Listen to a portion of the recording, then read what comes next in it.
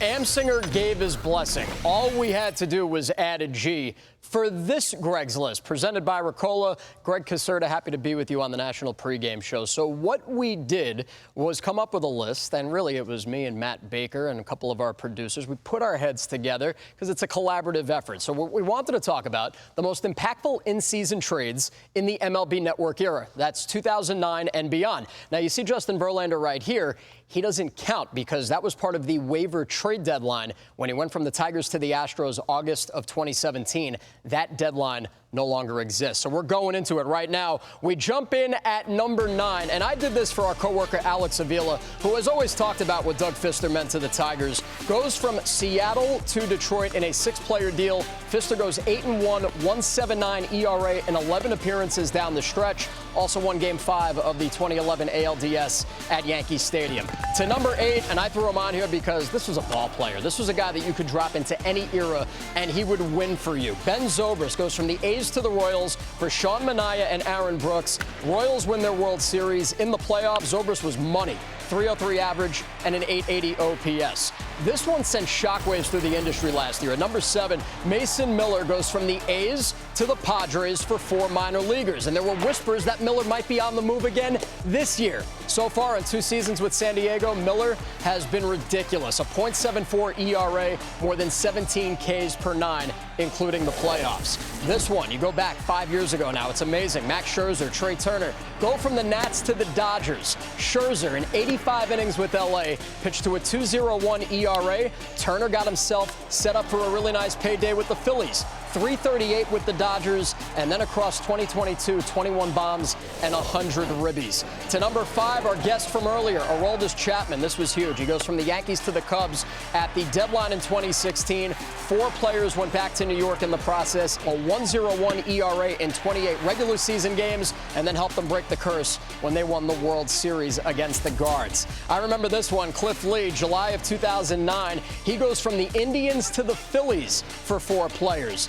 In 5 postseason starts for the Phils, 4-0, 1.56, part of that unbelievable rotation with Hamels. Unfortunately, they came up short in 6 games against the Yankees. Number 3, I forgot about this one, J.D. Martinez. Do you remember this, folks? July 2017, Tigers to the D-backs. All right, 62 games, 62.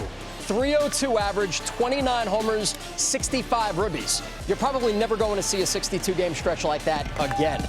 This one rang throughout New York. Growing up in this area, Yoenis Cespedes, he carried the Mets in 2015.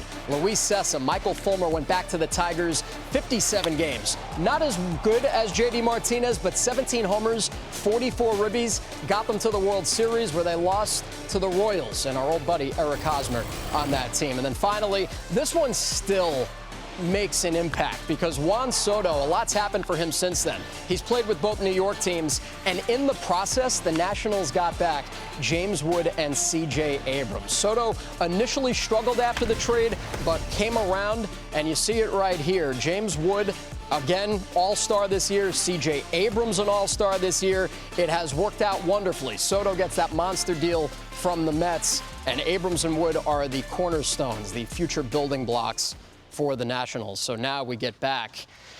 And I got to tell you, the one thing that I was stressing about getting ready for this show was the Gregg's List. I mean, I felt like if there was one thing that Amsinger would be watching, that he would circle and give the red pen treatment to, you nailed it, pal. The Gregg's List. You nailed it. Well, yeah.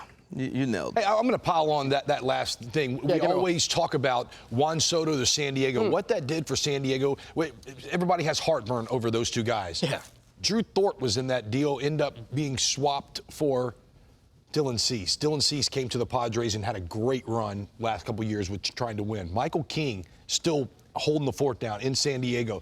Randy Vasquez, who's pitching tonight. You're hanging on to that, huh? No, I'm just saying the Padres didn't get crushed on the other end of that deal and have made some really nice moves off the back of it, let alone what it did for the franchise and just the fan base. But James Wood, C.J. Abrams, always tough. You got to trade good players to get good players. Yeah, no, and that was a major league trade. And those guys were prospects at the time, which is pretty cool. I think C.J. is the only one that had touched the big leagues at that time. It was pretty good. I tell you what, good job, Greg. Thanks, you know, I love trade deadline because it really is the impact of a guy. You get one player, Cespedes.